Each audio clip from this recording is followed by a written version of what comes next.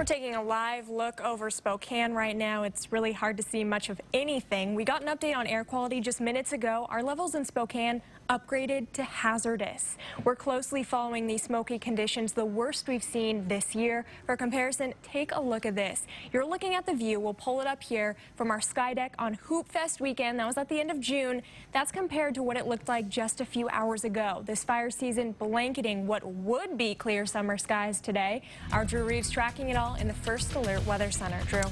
Yeah, our air quality has just continued to deteriorate over the day, and unfortunately tonight it is not going to be getting any better. Tonight we have an overnight low 63 degrees. That smoke sticking around. Skies are supposed to be clear, but you wouldn't know anyways. Winds out of the north 5 to 10 miles per hour. Then tomorrow we're going to see those winds picking up a bit. We'll only be warming up to a high of 79 degrees.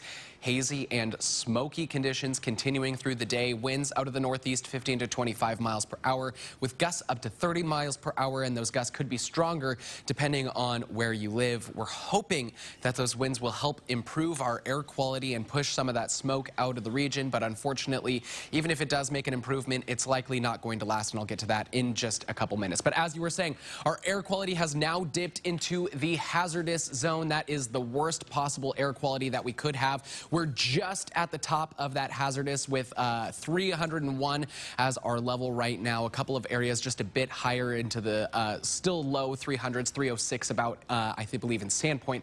But this air quality is only just going to continue to stay this poor or only get worse throughout the evening before we could potentially see those changes tomorrow. You can see just how much thick smoke is blanketing the inland northwest. To the south, it's just a little bit better, lighter smoke there, but unfortunately that smoke is just sticking around, and until we see some fire activity dying down from those fires around the region, unfortunately, things are not going to be changing. A lot of this smoke is coming from fires that are burning north into British Columbia. So we do have an air quality alert that lasts for the entire inland northwest. This is in effect until Tuesday. We'll, of course, be monitoring the air quality during that time, but a lot of that period is expected to stay into the unhealthy range. But our winds are going to be picking up overnight and into tomorrow.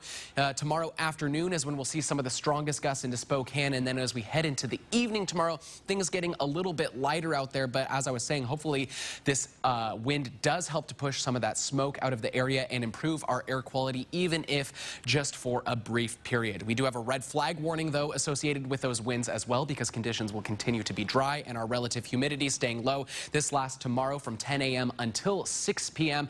and unfortunately we have no precipitation in our forecast at all. We are expecting conditions to just stay dry. Today our high 77, low 58. We were supposed to be into the 90s today. Right now we're at 76 with clouds, but you wouldn't know. 78 degrees and clear skies in Coeur d'Alene. Our lows tonight into the 60s, 64 in the valley, 62 in Coeur d'Alene. Highs tomorrow into the upper 70s, lower 80s, and then our temperatures remain into the 80s and 70s. We're cooling down by the end of the week and into the weekend, but it's looking like the hazy and smoky sky is going to be sticking around.